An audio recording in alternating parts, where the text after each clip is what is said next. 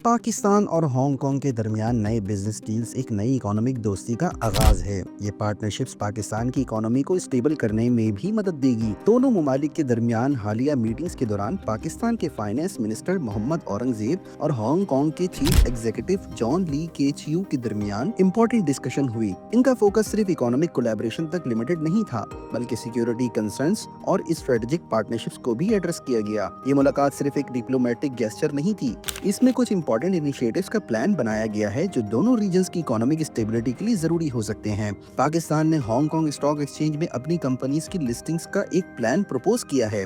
Finance minister ने इस बात पर जोर दिया कि ये स्टेप पाकिस्तानी कंपनीज को इंटरनेशनल इन्वेस्टर्स तक डायरेक्ट एक्सेस देगा।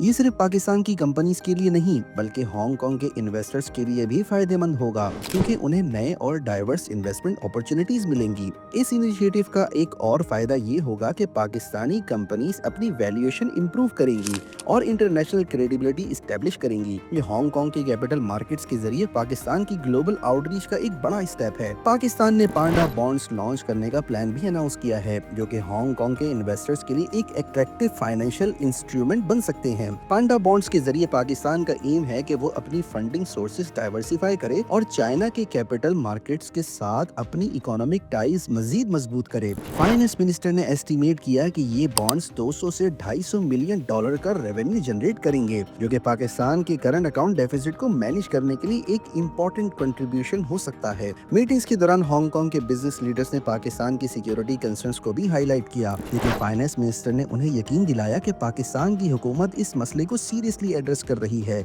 मिनिस्टर ने कहा कि ग्राउंड रियलिटीज को समझने के लिए हांगकांग के इन्वेस्टर्स को पाकिस्तान का टूर करना चाहिए। ये एक प्रैक्टिकल स्टेप हो सकता है जो इंटरनेशनल इन्वेस्टर्स के ट्रस्ट को रीगेन करने में मदद करेगा। ये पार्टनरशिप सिर्फ बायलैटरल ट्रेड को इम्प्रूव नहीं करेगी, बल्कि पाकिस्तान की ओवरऑल इकोनॉमिक हेल्थ के लिए एक पॉजिटिव इम्पैक्ट क्रिएट करेगी। पाकिस्तान का फोकस अब ग्लोबल फाइनेंशियल मार्केट्स में अपना शेयर बढ़ाने पर है और हांगकांग के साथ ये कोलैबोरेशंस इसी डायरेक्शन में एक बड़ा स्टेप है। पांडा बॉन्ड्स, सेकेंडरी लिस्टिंग्स और डायरेक्ट इन्वेस्टमेंट से पाकिस्तान के फॉरेन एक्सचेंज रिजर्व्स को बूस्ट मिलने की भी उम्मीद है, लेकिन ये सब कुछ पाकिस्तान के लिए एक बड़ा चैलेंज भी है। सबसे बड़ा चैलेंज अपने डोमेस्टिक इकोनॉमिक एनवायरनमेंट को स्टेबल रखना है।